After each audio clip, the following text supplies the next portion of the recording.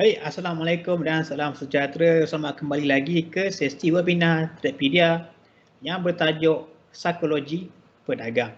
Jadi kita telah pun melihat kepada pembahagian minda. Kita ada minda sedar dan juga minda separa sedar. Dan kebanyakan emosi kita, emosi ketakutan, emosi tamak, overconfident dan sebagainya berlaku di dalam minda separa sedar. Bermakna ianya terbentuk di dalam diri kita tanpa kita sedari. Dan jika tidak terkawal, ia akan membentuk langkah seterusnya, dia akan membentuk tabiat-tabiat. Jadi tabiat terbagi kepada dua, ada tabiat yang baik dan ada juga tabiat yang buruk. Jadi di dalam dagangan, kita juga ada beberapa tabiat buruk yang kita perlu elakkan. Okay? Jadi antaranya ialah kita dah cover tadi tentang sifat tamak dan juga sifat takut. Okay? Itu yang pertama. Dan yang kedua ialah sifat ingin sentiasa betul. Okay? Sifat ingin untuk sentiasa betul, okay? Walaupun ianya sebenarnya tidak bagus untuk pedagang. Okay? Jadi sebelum kita pergi kepada cara, cara untuk kita mengatasi sifat ingin sentiasa betul ni, kita lihat dulu di dalam contoh ini. Ini adalah contoh terbaik di mana pasaran digerakkan oleh emosi manusia. Jadi kita lihat di dalam pembentukan bull market, biasanya apa yang akan berlaku ialah yang pertama ialah sifat optimistik. Sifat optimistik, pelabur mula membeli saham, membeli aset-aset kewangan. Kemudian apa yang berlaku ialah sifat impatient ataupun sifat kurang bersabar. Jadi makin banyak peserta-peserta masuk untuk membeli aset-aset kewangan dan seterusnya, langkah seterusnya mereka menjadi excited, mereka menjadi teruja dengan pasaran kewangan. Dan dalam proses inilah kebanyakan peserta akan beli saja apa-apa di dalam pasaran, tanpa melakukan analisa masing-masing. Kemudian kita berada di puncak, di puncak optimism, iaitu ketika kebanyakan peserta-peserta pasaran berada dalam keadaan lebih keyakinan, overconfident. Dan di sinilah kita dapat lihat sifat tamak berada di tahap yang maksimum. Ketika kebanyakan peserta telah pun berada dalam keadaan terlebih keyakinan. Dan ini juga kalau kita analogikan dengan pergerakan pasaran, ini adalah di mana puncak bull market. Jadi pedagang yang berjaya akan mengenal pasti di poin inilah merupakan poin risiko financial yang paling tinggi, ketika semua orang sedang berada dalam keadaan euforia ataupun keadaan teruja dan terlebih keyakinan. Dan di sinilah pedagang yang berjaya akan mula shock. Tetapi untuk kebanyakan orang, kebanyakan peserta pasaran, mereka akan berada dalam keadaan overconfident dan kemudian mereka akan lihat harga mula jatuh. Tapi mereka tidak ambil itu sebagai signal untuk menjual, tetapi mereka berada di dalam keadaan denial. Mereka tidak mengakui realiti. Mereka tidak menerima realiti. Dan kemudian apa yang berlaku ialah harga terus menurun dan mereka mula menyesali kerana mereka tidak menjual pada aras yang lebih tinggi. Tapi disebabkan mereka dikawal oleh emosi, mereka tidak boleh menerima kerugian. Ini adalah antara sifat-sifat ataupun tabiat buruk pedagang. Mereka tidak boleh menerima kerugian, mereka masih lagi pegang kepada posisi dagangan mereka. Dan harga terus menurun daripada kekesalan mereka menjadi takut. Daripada kekesalan mereka menjadi takut kerana mereka takut dengan pergerakan harga yang terus menurun. Dan kerana mereka tidak boleh menerima kerugian, mereka akan pegang lagi, posisi mereka sehinggalah mereka lihat harga turun dengan lebih bawah lagi dan mereka panik. Dan biasa di kawasan inilah, di kawasan panik dan di kawasan despair, di sinilah mereka akan menjual pegangan mereka. Dan pada waktu ini dah terlalu lambat. Mereka akan menjual dalam keadaan yang merugikan. Dan kemudian di sinilah, di sinilah di puncak di mana panik berlaku dan sifat putus harapan berlaku di dalam kebanyakan peserta pasaran. Di sinilah bagi pedagang yang berjaya, mereka akan mengenal pasti inilah poin di mana peluang dagangan adalah pada tahap maksimum, di pengakhiran bear market. Dan di sinilah pedagang-pedagang berjaya akan membeli. Jadi kita lihat ya. Dan kemudian kitaran berulang semula. Harapan kepadalah optimism membentuk bull market yang baru. Jadi kita lihat analogi di sini ialah ketika market sedang terlebih keyakinan, ketika pasaran sedang terlebih keyakinan, ramai orang teruja dan terlebih keyakinan, kebiasaannya di sinilah adalah signal untuk sell. Dan apabila orang sangat tamak ya, dia juga adalah signal untuk sell. Dan sebaliknya apabila orang sedang takut, ataupun sedang panik, itu adalah signal untuk buy. Kalau kita menggunakan kitaran emosi di dalam pasaran. Baik. Jadi kita kembali kepada tabiat buruk yang kedua, iaitu tabiat yang tidak boleh menerima kerugian ataupun tabiatnya ingin sentiasa betul ataupun tidak boleh menerima kesalahan. Jadi apa yang akan berlaku ialah pedagang yang ini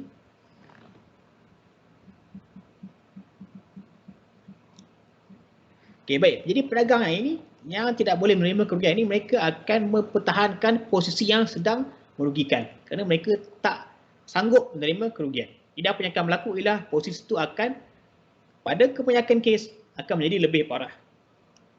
Dan sebaliknya, apabila posisi sedang menguntungkan, pedagang yang ingin sentiasa betul akan cepat-cepat menutup posisi yang menguntungkan itu, walaupun keuntungannya hanya sedikit. Kerana mereka ingin betul dan mereka ingin betul cepat. Sepatutnya mereka membiarkan lagi posisi yang menguntungkan itu pergi lebih jauh hinggalah mencapai sasaran. Jadi kita lihat ya, ini yang menimbulkan masalah kepada pedagang apabila pertama mempunyai sifat tidak boleh menerima kerugian dan yang kedua ingin sentiasa betul. Baik. Jadi itu adalah kesannya pada aktiviti sebagai pedagang. Kita lihat kepada punca wujudnya sifat ingin sentiasa betul dan juga sifat takut menerima kerugian. Kita lihat kepada puncanya. Jadi seperti yang kita dah sentuh pada awal sesi ini, kebaikannya adalah disebabkan kita pada zaman moden ini, pada zaman sekarang telah pun diprogramkan untuk sentiasa betul dan tidak boleh menerima kesalahan. Ini kerana kita difahamkan sejak daripada tadika, hinggalah ke zaman sekolah, zaman universiti dan malah di zaman pekerjaan, kita perlu betul dan apabila kita betul, kita akan diberi ganjaran. Dan sebaliknya apabila kita salah, kita akan diberi hukuman. Itu yang kita fahamkan. Oleh sebab itu, dah pun diprogramkan dalam minda, kebanyakan orang pada zaman ini, yang mereka perlu sentiasa betul walau apa jua cara pun dan mereka tidak boleh sama sekali salah. Dalam erti kata lain, di dalam dagangan, mereka perlu sentiasa untung, walau apa jua cara sekalipun, walaupun untung mereka kecil dan mereka tidak boleh menerima kesalahan, maknanya mereka tidak boleh menerima kerugian. Jadi ini membentuk jangkaan. Ini membentuk jangkaan yang bahawa kita tidak boleh salah sama sekali di dalam kehidupan kita. Jadi orang ramai dididik untuk mengetahui bahawa mereka melakukan sesuatu yang betul apabila mereka mendapat jawapan yang betul. Dan ini yang mencipta keperluan untuk sentiasa menjadi betul sehingga kan kita tidak sanggup menerima kerugian kerana kita difahamkan, kita telah diprogramkan kerugian bermakna adalah satu kesilapan. Dan ini adalah satu benda yang sangat jauh sekali di dalam realiti sebagai pedagang. Dalam dagangan adalah Sebaliknya, sistem ganjaran pasaran adalah bertentangan dengan kepercayaan untuk sentiasa betul. Okay? Dan inilah yang menyebabkan pedagang sentiasa gagal.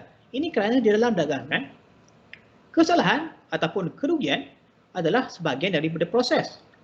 Jadi dengan menerima kerugian adalah sebahagian daripada proses dagangan, inilah yang akan membuka pintu untuk pedagang membuat keuntungan dalam jangka masa yang panjang.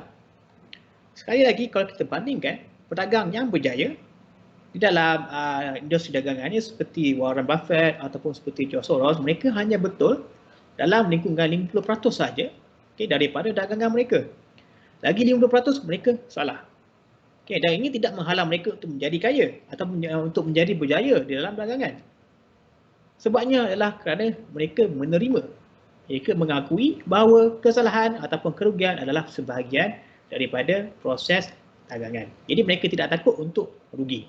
Dan mereka boleh menerima kerugian dengan hati yang terbuka. Dan mereka dengan cara ini mereka mengelakkan daripada kerugian mereka bertambah parah. Dan pada masa yang sama mereka membiarkan keuntungan mereka untuk bertambah lagi. Jadi antara sebab manusia tidak boleh menerima kerugian ialah kerana kerugian ataupun kesalahan menghasilkan emosi yang sangat kuat di dalam minda suara sedar kita.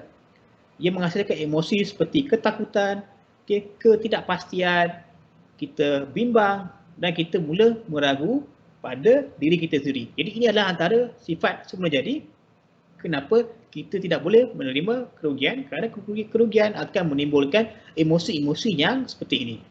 Dan emosi ini akan memberikan pengaruh kuat kepada diri kita kerana emosi ini berlaku di dalam minda suara sedar kita, yang mana minda suara sedar kita adalah berkali-kali lebih kuat daripada minda sedar kita.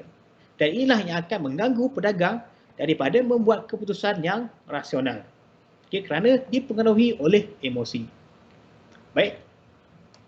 Jadi ini adalah punca kenapa kita manusia tidak boleh menerima kerugian. Jadi kita dah tahu punca tabiat buruk ini. Jadi ini tabiat buruk yang kedua. Kita akan lihat bagaimana cara kita untuk merawat tabiat buruk ini. Macam mana kita nak merawat sifat untuk kita menerima kerugian dengan hati terbuka. Ataupun sifat yang kita boleh salah. Kita terima yang kita boleh salah. Kita tak perlu sentiasa betul untuk berjaya di dalam dagangan.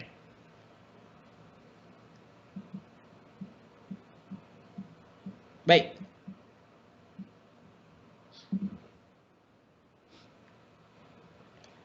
Jadi seperti yang kita dah belajar di dalam pengurusan wang dalam webinar yang lepas, dagangan yang berjaya tidak bergantung kepada ketepatan dagangan. Seperti yang kita belajar di dalam webinar yang lepas, webinar pengurusan wang, sistem dagangan yang mempunyai ketepatan yang tinggi, contohnya mempunyai ketepatan dalam 80%, bermakna dalam 100 kali cubaan, 80 kali betul ataupun 80 kali menghasilkan keuntungan, tidak semestinya menghasilkan keuntungan secara menyeluruh. Ini kerana ia perlu ada keseimbangan antara nisbah risiko dan ganjaran. Dan sebaliknya, sistem dagangan yang mempunyai nisbah risiko dan ganjaran yang bagus bermakna potensi kerugiannya adalah jauh lebih rendah daripada potensi keuntungannya apabila posisi itu betul.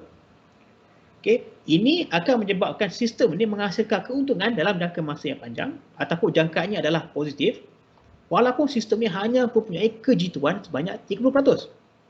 Bayangkan dalam 100 kali percubaan hanya 30 kali saja betul ataupun menghasilkan keuntungan tetapi masih lagi boleh membuatkan keuntungan secara menyeluruh. Ini kerana sistem ini mempunyai nisbah risiko kepada dagangan yang baik. Bermaknanya potensi ganjaran adalah jauh lebih besar daripada potensi kerugian. Jadi oleh sebabkan itu terbukti bahawa di dalam industri dagangan kita tak perlu sentiasa betul untuk membuat sistem dagangan yang menguntungkan. Jadi inilah kita punya mantra kita. Ini mantra kita ataupun ini adalah kita punya guideline.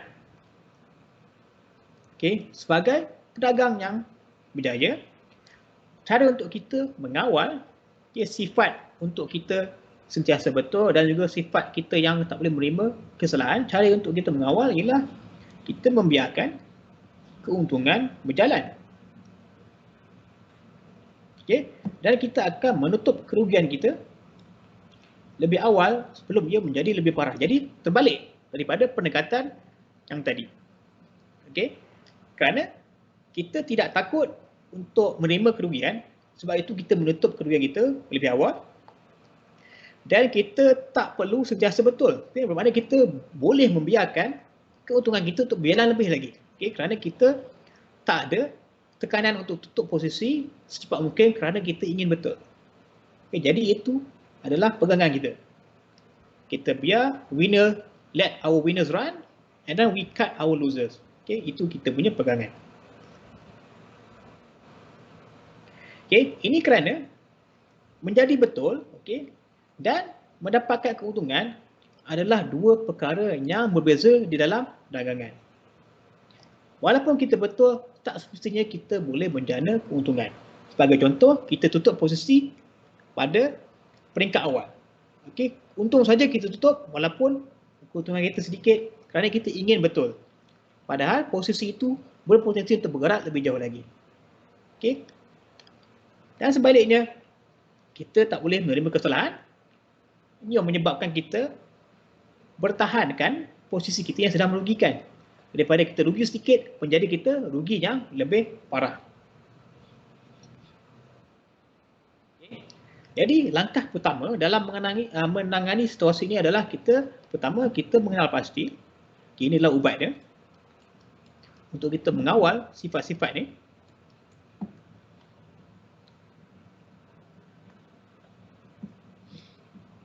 Ialah kita mengenal pasti halangan psikologi dan seterusnya kita mengubah tabiat.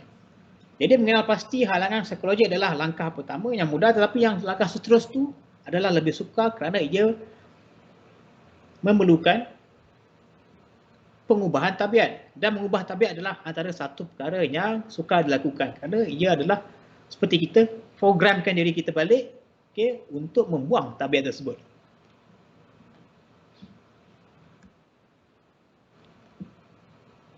Okay, tetapi ianya bukanlah satu yang mustahil. Jadi walaupun ia merupakan satu perkara yang sukar untuk dilakukan untuk mengubah tabiat, tetapi ia adalah bukan perkara yang mustahil kerana di dalam pasaran telah pun melihat ya, ramai pedagang yang beralih daripada kerugian yang besar, okay, dan berjaya mengubah diri mereka untuk menjadi pedagang yang mendapat keuntungan yang mantap dan juga konsisten. Okay, jadi walaupun ia satu perkara yang sukar, tapi ianya satu perkara yang tidak mustahil dan boleh dilakukan, hanya memerlukan disiplin yang tinggi. Baik. Jadi ini adalah tabiat buruk yang kedua. Okay. Dan seterusnya, okay,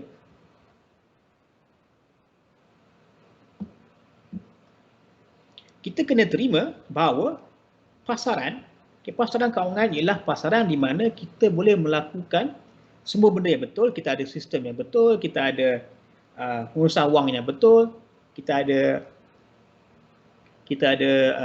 pendekatan mental yang betul, tetapi kita masih lagi boleh mendapat kerugian. Jadi kita kena terima. Ini memang realiti di dalam pasaran dan ia boleh berlaku. Sebagai contoh yang terbaik semasa pandemik COVID-19. Okay, tidak siapa pun yang boleh menjangkakan pandemik berlaku. Jadi kita, walaupun kita ada sistem terbaik, kita ada indikator terbaik, kita ada pengurusan wang terbaik, tetapi tidak ada seorang pun yang dapat meramalkan berlakunya pandemik di mana ekonomi ditutup. Okey, sebagai contoh. Jadi kita kena bersedia. Cara kita bersedia ialah kita menerima yang benda ni boleh berlaku. Okey, pada bila masa pasaran kewangan boleh membuatkan kita rugi. Kita kena terima itu. Jadi kita kembali kepada realiti. Kita terima kerugian dengan hati terbuka kerana kerugian adalah sebahagian daripada proses dagangan. Seperti poin yang atas ini, kemungkinan untuk rugi adalah sentiasa ada pada bila-bila masa. Tak kisahlah kita mempunyai sistem dagangan yang terbaik, kita berada di posisi yang terbaik, kita berada di sentimen yang terbaik dan sebagainya, kita masih lagi berisiko untuk mendapat kerugian pada bila-bila masa di dalam pasaran kewangan. Dan hakikatnya, realitinya, semua pedagang pasti rugi. Daripada pedagang yang amatur sehinggalah pedagang yang profesional sehinggalah kepada pedagang yang berjaya seperti George Soros. Mereka juga melakukan kesilapan. Okay. Tetapi bezanya ialah mereka menerima kesilapan dan mereka sedar yang mereka tidak perlu betul pada setiap masa untuk menjana keuntungan. Okay. Jadi, ini bermakna sebagai pedagang, kita boleh belajar bagaimana untuk menerima kerugian dengan melihat semula makna kerugian. Jadi, kita kena definisikan balik kerugian itu pada diri kita. Apakah maksud kerugian pada diri kita? Adakah kerugian bersamaan dengan kegagalan? Kalau kita berfikiran macam itu, memang kita akan sentiasa tidak boleh menerima kerugian. Sebaliknya, jika kita tukar pendapat kita tukar fahaman kita tentang kerugian, sebagai contoh, kita tukarkan kerugian sebagai satu peluang untuk kita belajar. Jadi di sini kita dah melihat kerugian sebagai satu benda yang positif. Dan dari situ kita boleh mengambil langkah yang seterusnya, kita boleh belajar daripada kerugian, kita belajar daripada kesilapan dan kita boleh memantapkan lagi sistem dagangan kita untuk kita menjana keuntungan yang lebih optimum lagi pada masa yang akan datang dan kita mengurangkan lagi risiko yang kita ambil pada masa yang akan datang. Cara kita melihat satu masalah memainkan peranan penting dengan cara kita menyelesaikannya. Jika kita lihat kerugian sebagai sesuatu yang negatif, maka sukarlah untuk kita menyelesaikannya. Tetapi jika kita lihat kerugian sebagai sesuatu yang positif, maka ia akan lebih mudah untuk kita menyelesaikannya. Ia banyak bergantung pada pendekatan minda sebagai pedagang.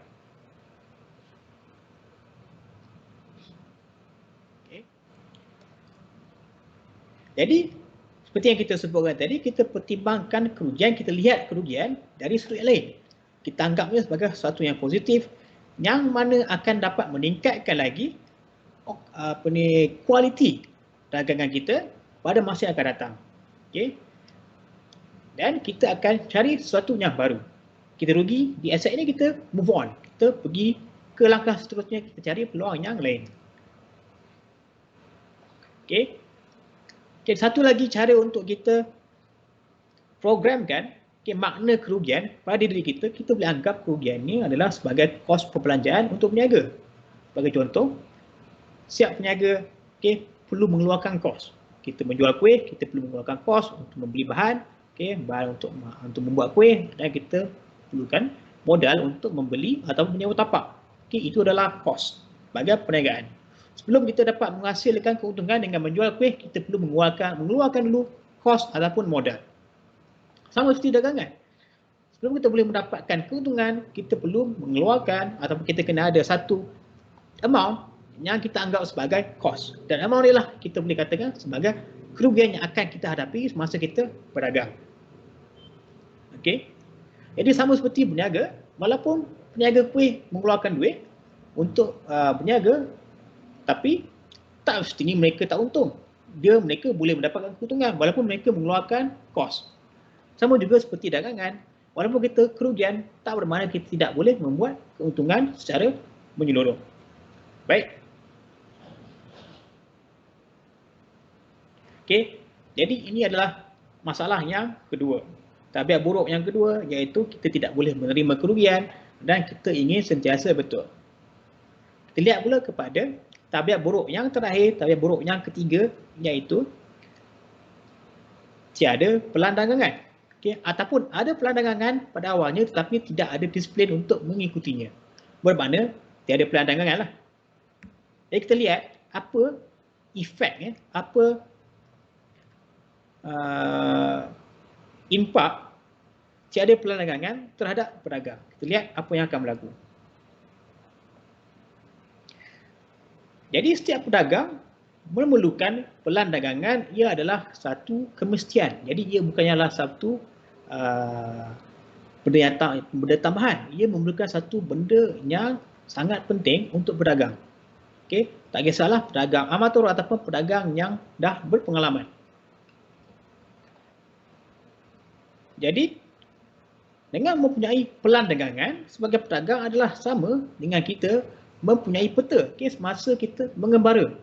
Okey, sebelum kita memulakan perjalanan, kita memerlukan peta, kita kena tahu kita berada di mana dan kita hendak menuju ke mana.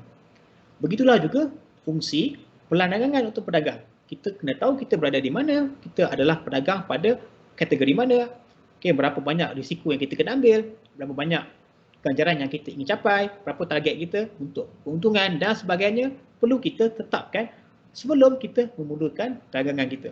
Sama analoginya seperti kita mengembara, kita memerlukan peta belum kita boleh mulakan perjalanan. Jadi, jika kita tidak berjaya, ini disebabkan terdapat masalah di dalam pelan dagangan. Okay.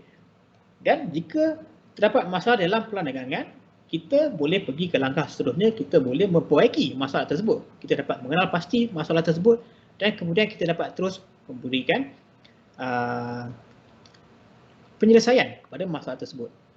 Okay. Tetapi yang lebih teruknya ialah jika kita tidak berjaya dan kita tidak mempunyai pelan dagangan. Ini bermakna kita tidak tahu kenapa kita tidak berjaya. Kita tidak tahu apa masalahnya dan kita tidak boleh mendapatkan jalan penyelesaian kerana kita tidak tahu masalahnya yang pertama sekali apa yang menyebabkan kita gagal. Okey. Jadi jika kita berdagang tanpa pelan dan kita gagal, kita tidak tahu apakah kesalahan kita. Okey. Dan tanpa mengetahui kesalahan kita, macam mana kita nak perbaikikan kesalahan tersebut. Jadi inilah masalah besar jika kita tiada plan. Jika kita mempunyai plan, okay, jika kita mempunyai plan, kita dapat pergi kembali ke langkah yang sebelumnya untuk kita membuat kajian mengapa kita silap. Dan setelah kita kenal pasti kesilapan kita, barulah kita boleh mengatur langkah untuk memperbaikinya. Dan di situlah kita dapat lihat kepentingan mempunyai pelan dagangan. Walaupun kita gagal, kita masih lagi boleh pergi ke langkah seterusnya untuk memperbaiki pelan kita. Jadi, pelan dagangan menyatakan arahan bagaimana untuk bertindak balas di bawah senario yang berbeza. Contohnya ketika kita sedang dalam kerugian, apa yang perlu kita buat? Kita perlu keluar di mana? Okey. Dan apabila kita masuk dalam satu posisi, di manakah kita punya sasaran? Okey. Dan setup macam mana yang kita ingin membeli dan setup macam mana yang kita ingin menjual. Okey, bagaimanakah keadaan yang bullish dan bagaimana keadaan yang bearish, semuanya adalah patutnya berada di dalam pelan dagangan kita. Okay. Jadi, apakah punca tiada pelan dagangan? Okey. Pertama sekali kita kena pergi balik kepada niat kita untuk berdagang. Apakah objektif kita sebagai pedagang? Jelas sekali, hanya ada satu saja sebab yang rasional kenapa kita berdagang. Kita berdagang untuk menghasilkan wang. Okay, jelas. Okay. Tak apa ragu-ragu, itu saja sebab yang rasional. Okay, kita tidak berdagang untuk berugi. Okay. Dan juga kita tidak berdagang untuk suka-suka, kita berdagang kerana kita ingin membuat keuntungan. Okay, jelas, itu kita punya objektif. Okay. Jadi, pada masa yang sama, pasaran kewangan, okay, ataupun wang itu sendiri menarik pedagang ke dalam pasaran, okay, dengan objektif untuk mendapatkan wang. Banyak peserta pasaran ditarik ke dalam pasaran, okay. Tetapi kebiasaannya peserta pasaran yang baru ni mereka akan dalam keadaan yang teruja, okay, ataupun dalam keadaan yang excited, okay. Dan disebabkan oleh emosi inilah mereka akan sering hilang kawalan terhadap arah tujuan mereka. Jadi mereka lupa mereka berada di dalam pasaran kewangan untuk mendapatkan ataupun menghasilkan wang. Tapi disebabkan oleh teruja, excited dengan keadaan pasaran kewangan, mereka lupa dengan tujuan mereka. Jadi ini menyebabkan mereka tidak mempunyai pelan yang jelas, okay, semasa mereka berdagang. Okay. Jadi apabila seorang berdagang tanpa pelan, jadi pada masa itu mereka telah melepaskan tanggungjawab mereka terhadap dagangan mereka. Sebaliknya mereka mengharapkan kepada keadaan nasib. Jadi di sini tiada accountability. Jika mereka betul, mereka akan mengatakan mereka membuat keputusan yang betul, tetapi jika mereka salah, mereka akan menyalahkan nasib dan tidak akan menyalahkan diri sendiri. Dan di situ mereka tidak tahu apakah kesalahan mereka masa mereka membuat keputusan. Kerana mereka bergantung kepada nasib.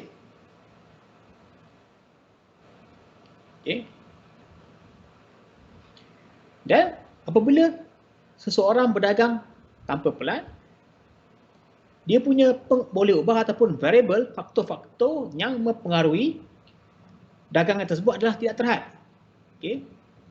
Jadi dia memudahkan lagi pedagang ini jika mereka mendapat keuntungan, mereka akan mengambil kredit yang menyatakan bahawa mereka membuat keuntungan hasil daripada usaha mereka sendiri. Walaupun mereka tidak mempunyai pelan. Jadi mereka ambil kredit tetapi mereka tidak tahu kenapa mereka untung. Mereka tidak tahu kenapa mereka berjaya, mereka cuma ambil kredit saja. Itu yang masalahnya jika tidak mempunyai pelan dagangan. Walaupun kita betul, tapi masalahnya kita tidak tahu kenapa kita betul. Dan kita tak boleh gunakan data ini untuk dagangan yang akan kita lakukan di masa depan. Kerana kita tidak tahu kenapa kita betul. Kita tidak tahu sebab kita betul, kita tak boleh nak gunakan data ini untuk dagangan kita yang seterusnya. Dan pada masa yang sama, jika dagangan tidak menjadi, mereka akan menyalahkan nasib. Mereka, masa mereka betul, mereka tak tahu kenapa mereka betul, dan jika mereka salah, mereka pun tak tahu kenapa mereka salah. Tiada accountability dan hanya berserah kepada nasib jika tidak mempunyai pelan dagangan. Ini adalah puncanya. Mereka tidak mempunyai pelan dan ini menyebabkan mereka tidak tahu akar dan pucuk. Mereka tak tahu kepala dan ekor. Walaupun mereka untung. Dan mengikut statistik, jika mereka teruskan begini, lambat laun mereka akan keluar daripada pasaran. Baik.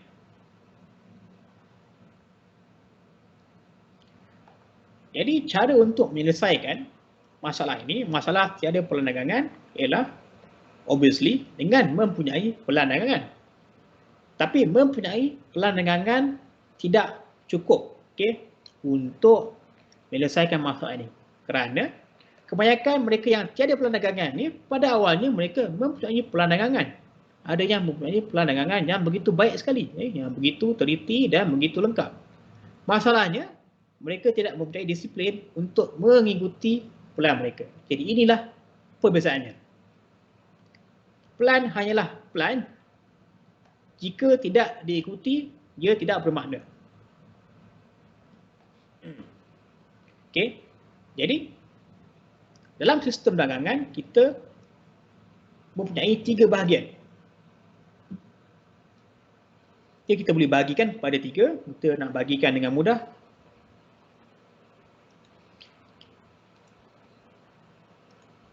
Jadi yang pertama, kita ada isyarat entry. Dalam setiap dagangan, sistem dagangan ataupun di dalam setiap pelan dagangan, kita kena ada 3 elemen. Yang pertama, isyarat untuk entry. Jadi ini adalah syarat-syarat yang perlu dipenuhi untuk melakukan dagangan. Contohnya, kita ingin sell, apakah syarat-syaratnya? Pasaran perlu berada dalam keadaan bearish contohnya. Dan kita menunggu entry ketika pasaran sedang overbought bagi contoh. Dan syarat seterusnya mungkin kita menunggu setup, pembentukan head and shoulders ataupun pembentukan double top. Ini semua adalah termasuk dalam syarat-syarat sebelum kita melakukan entry. Dan yang kedua ialah kita perlu ada isyarat untuk keluar. Jadi isyarat untuk keluar ialah signal-signal ataupun sebab-sebab untuk kita menutup dagangan kita. Sama ada kita dalam posisi yang menguntungkan ataupun kita dalam posisi yang merugikan. Isyarat untuk kita keluar.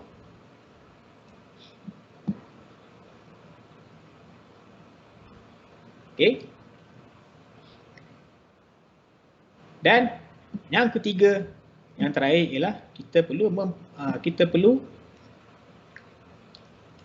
ada ialah pengurusan wang yang baik. Okay, ini bermakna yang kita belajar dalam webinar yang sebelum ni. Okay, berapa banyak jumlah wang yang kita ingin risikokan di dalam satu dagangan. Okay, dan berapa banyak dagangan yang kita ingin lakukan dalam satu tempoh masa. Okay, itu termasuk dalam pengurusan wang. Juga nisbah risiko kepada ganjaran. Kita hanya akan pilih nisbah risiko ganjaran yang bagus untuk setup kita sebelum kita memasuki entry. Baik. Okay. Jadi ini adalah penyelesaian untuk mempunyai pelan dagangan. Kita kena ada pelan dagangan, tetapi kita kena ikuti dengan disiplin pelan dagangan yang telah kita tetapkan. Okay. Jadi kita recap balik kepada tiga masalah tabiat buruk yang kita kena elakkan sebagai pedagang. Okay. Iaitu sifat takut dan tamak. Kerana ini adalah sifat natural di dalam manusia untuk takut dan juga tamak di dalam keadaan yang tertentu. Dan seperti yang kita pelajari, sifat-sifat ini boleh diprogramkan. Okay, pertama sekali, kita takut pun kerana ia telah diprogramkan, okay, sama ada dengan tekanan sosial ataupun cara kita dibesarkan, kita diprogramkan untuk takut pada sesuatu. Okay, contohnya kita takut untuk salah. Tapi pada masa yang sama juga, kita boleh programkan diri kita balik untuk tidak takut kepada masalah tersebut. Contohnya kita ingin programkan diri kita untuk tidak takut kepada kesalahan. Apa yang kita boleh buat ialah kita boleh mengubah persepsi kita terhadap kesalahan tersebut. Ya, kita ubah persepsi kita terhadap kerugian. Kerugian boleh menjadi satu yang positif. Jika kita lihat kerugian adalah sebagai satu yang positif, ini bermakna kita telah mengambil langkah pertama untuk kita menangani ketakutan kita terhadap kerugian. Dan ini akan membantu kita menerima kerugian pada masanya akan datang. Okay. So inilah cara kita menyelesaikan sifat takut dan juga sifat tamak. Kita tahu kita tak boleh lari daripada sifat ini kerana inilah sifat semula jadi manusia. Tetapi apa yang kita boleh buat ialah kita boleh mengawal sifat takut dan sifat tamak. Okay. Dan yang kita lihat, sifat takut dan sifat tamak ni terbentuk di dalam pasaran. Okay. Sifat tamak yang maksimum berlaku apabila kita berada di puncak bull market. Okay. Di sinilah orang penuh harapan, orang penuh tamak. Okay. Dan jika kita dapat mengawal sifat kita pada keadaan ini, kita boleh kenal pasti bahawa ini adalah satu entry yang terbaik untuk kita jual ataupun kita short pasaran. Okay. Di sini. Dan pada masa yang sama, orang ramai berada dalam keadaan putus harapan ataupun pada dalam keadaan ketakutan apabila mereka berada di dalam dasar bear market. Dan jika kita berjaya mengawal emosi kita, emosi ketakutan kita pada waktu ini, kita akan dapat lihat ini adalah satu peluang yang terbaik untuk kita long ataupun buy market. Okay. Jika kita berjaya mengawal emosi kita.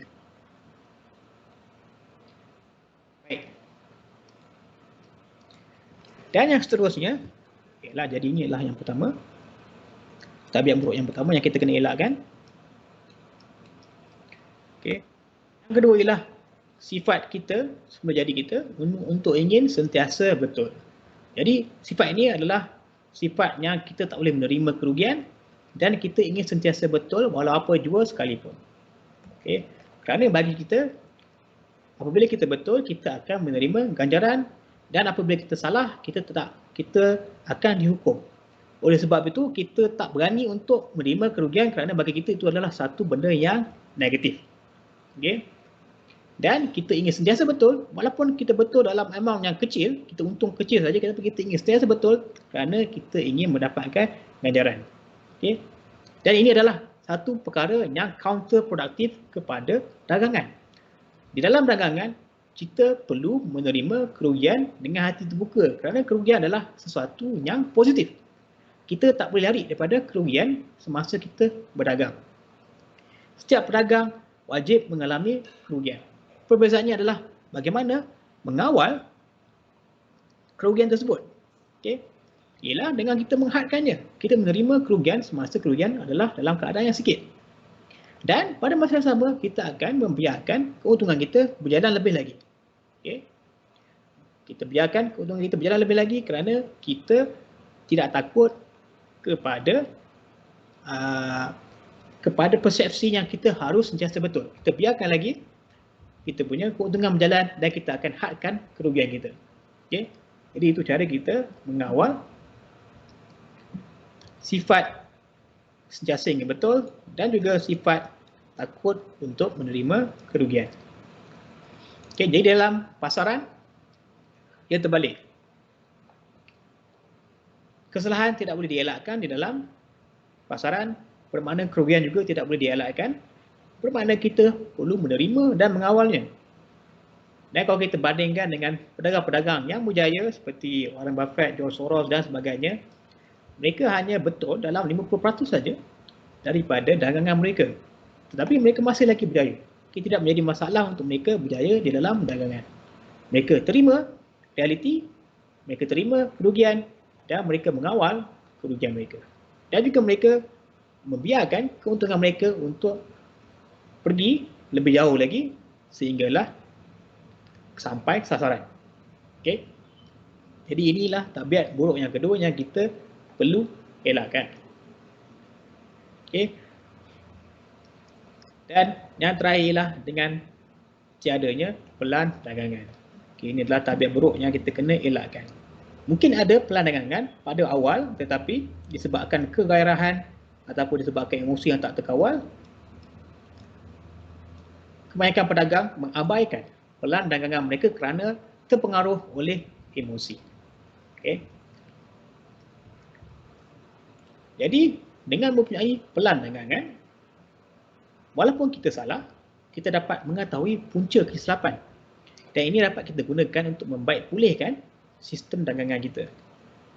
Dan jika kita membuat keuntungan, dengan kita melihat balik kepada pelan dagangan kita, kita dapat mengenal pasti kenapa kita dapat menghasilkan keuntungan.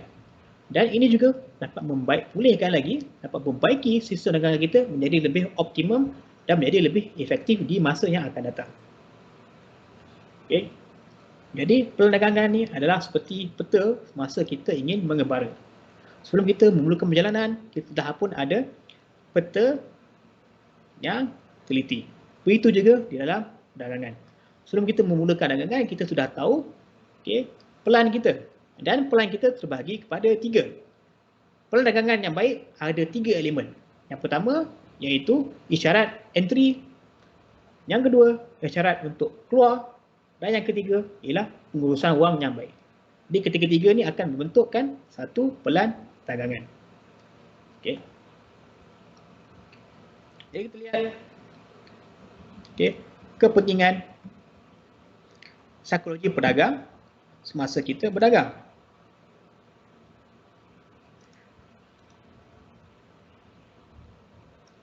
Okey, pertama sekali kita perlu ada sistem dagangan yang bagus. Kita kena ada teknik dagangan yang bagus. Okey, teknik ini terdirilah daripada indikator-indikator, gabungan indikator kita, gabungan indikator momentum, gabungan indikator volatility, gabungan indikator trend untuk membantu kita menganalisa sesuatu aset dan membuat keputusan sama ada untuk kita beli ataupun kita jual aset tersebut dengan kita menggabungkan indikator, dan mencari setup yang terbaik. Mencari setup yang mempunyai kebarangkalian yang paling tinggi untuk kita berjaya. Jadi itu semua di bawah kategori method. Kategori teknik kita. Jadi itu yang pertama. Ini adalah tiang untuk menjadi pedagang yang berjaya. Yang utama ialah kita mempunyai method. Jadi ini lebih pada technical. Kemudian yang kedua, kita perlu mempunyai sistem dagangan yang mempunyai pengurusan wang yang baik. Di sini kita boleh menentukan berapa banyak wang yang kita ingin risikokan dalam satu dagangan dan kita tentukan nisbah risiko ganjaran di dalam dagangan kita. Dengan mempunyai nisbah risiko ganjaran yang baik, ini akan dapat membantu kita mengoptimumkan lagi sistem dagangan untuk menghasilkan prestasi yang baik. kita boleh ada method yang terbaik, tapi jika kita tidak mempunyai pengurusan wang yang baik, kita masih lagi boleh membuat kerugian. Okey, itu tiang yang kedua untuk menjadi pedagang yang berjaya. Dan tiang ketiga ialah psikologi. Okey. Kerana kita sebagai manusia tidak boleh lari daripada emosi dan juga psikologi. Okey. Dan pasaran kewangan juga terdiri daripada manusia, okey, yang mempunyai emosi dan juga psikologi. Malah pergerakan pasaran memang didorong oleh pergerakan emosi manusia. Semasa pasaran sedang naik, situlah kita dapat lihat banyak orang akan bersifat tamak dan bersifat penuh harapan sehinggalah sampai ke puncak. Okey. Kemudian akan bertukar daripada sifat tamak dan penuh harapan kepada sifat takut dan putus harapan ketika pasaran berada di dasar, okey, berada dalam bear market. Jadi dia akan berpindah daripada satu emosi ekstrim ke ekstrim emosi yang lain. Dan itulah dia pergerakan pasaran. Ya, dia adalah pergerakan emosi manusia. Dan oleh sebab itulah psikologi dagangan adalah satu pendekatan mental yang sangat penting kepada pedagang. Okay. Kita boleh ada metod yang terbaik, kita boleh ada pengurusan yang terbaik, tetapi tanpa psikologi ataupun pendekatan mental yang baik, kita masih lagi boleh mendapat kerugian. Okay. Sebagai contoh, kita mempunyai pelan dagangan, tetapi disebabkan keadaan psikologi dan keadaan emosi kita yang tidak bagus, tidak optimum, kita tidak mengikut plan kita. Kita tidak mengikut pelan dagangan kita tidak mengikut signal kita tidak mengikut pengurusan wang yang ditetapkan. Kerana kita dipengaruhi oleh emosi. Sebagai contoh. Baik.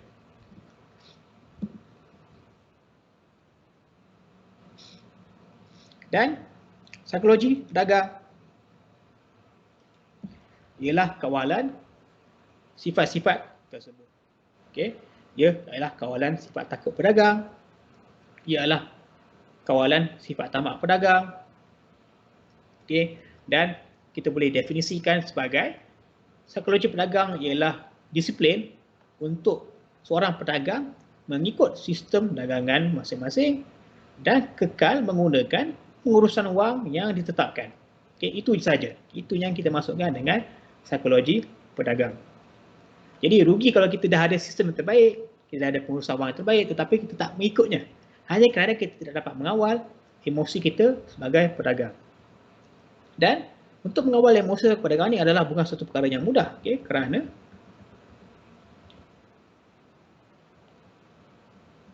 minda manusia ini terbagi pada dua. Okey, minda yang analytical iaitu minda yang rasional. Di sinilah kita membuat keputusan secara rasional dengan kita mengira data-data yang kita perolehi. Okey, kita proses data-data itu dan kita akan mendapatkan keputusan yang rasional. Jadi ini adalah minda analytical kita. Tapi kita juga ada satu lagi bahagian minda, iaitu bahagian minda yang lebih kepada emosi ataupun minda kegilaan. Dan kita namakan minda ni adalah sebagai minda sepada sedar. Dan masalahnya ialah minda sepada sedar ni adalah 10 kali ganda lebih kuat daripada minda sedar. Okay, ini masalahnya. Dan kita pun dapat merasainya di dalam kehidupan seharian kita. Okay. Ada kadang-kadang kita tidak dapat mengawal tindakan kita kerana kita telah pun diambil alih oleh minda separa sedar kita. Contohnya semasa kita marah, okay, kita mungkin tidak boleh mengawal tindakan kita.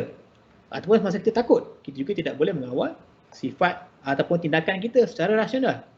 Dan juga semasa kita tamak, kita mungkin tidak dapat mengawal emosi kita secara rasional kerana ini semuanya terbentuk di dalam minda separa sedar. Dan ianya adalah 10 kali ganda lebih kuat daripada minda sedar kita. Dan oleh itulah pentingnya kita belajar cara untuk kita mengawal ataupun sekurang-kurangnya menguruskan emosi kita di peringkat minda separa sedar. Baik. Okey. Dan minda separa sedar ni adalah majoriti daripada minda kita yang saya sebutkan tadi. Ia adalah 10 kali ganda lagi kuat daripada minda sedar. Jadi minda sedar adalah minda yang kita dapat lihat. Bidang sekolah sedar adalah bidang kita dapat lihat. Seperti kita lihat dalam contoh ini. Dan dalam itu, kita lihat perbezaan saiz antara minda sepada sedar dan juga minda yang sedar. Perbezaan yang begitu nyata, dan dalam sinilah di mana kita tidak dapat melihat dengan jelas, di sinilah terbentuknya emosi-emosi yang boleh mengganggu kita membuat keputusan dagangan. Okay? Emosi overconfident, okay, terlebih keyakinan, emosi terlebih harapan, emosi ketakutan dan juga emosi tamak. Okay? Jadi kita nampak seperti remeh, tetapi impaknya kepada keputusan dagangan kita adalah sangat besar sekali. Baik.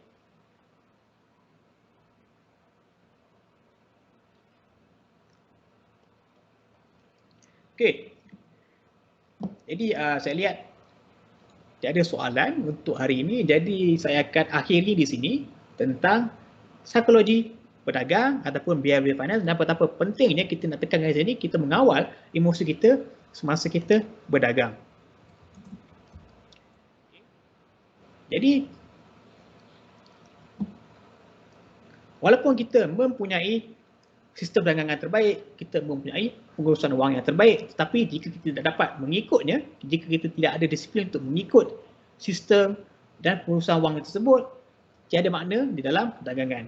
Jadi kita kena kawal emosi kita melalui psikologi pedagang yang betul untuk kita menjadi seorang pedagang yang lengkap.